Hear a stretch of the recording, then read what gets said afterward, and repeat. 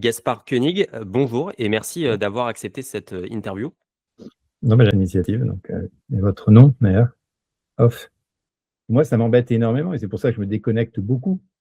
C'est que je ne veux pas qu'on me propose des circuits de vie ou de choix qui échappent à mes propres critères de décision, même si ceux-ci sont erronés ou sous-optimaux. Voilà.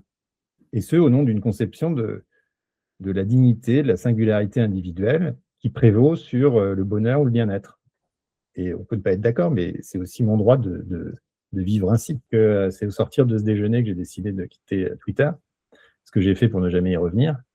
Et ça m'a vraiment changé parce que pendant quelques années, j'en avais été un utilisateur quand même assez intensif. J'avais des dizaines de milliers d'abonnés. À l'époque, c'était pas mal.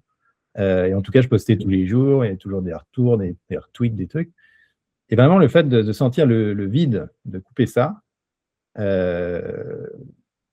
change un peu la vie. Ça nécessite de se réhabituer à penser pour soi-même, pas pour les autres, penser pour soi-même et aussi penser contre soi-même.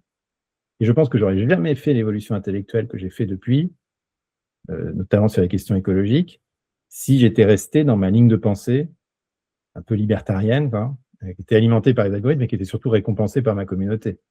Et puis ça m'a redonné aussi une capacité d'empathie que j'avais perdue, je pense, parce que dès qu'on voit un truc qui nous choque, hop, on poste, on tweet, on se moque. C'est terrible, en fait. C'est vraiment immoral.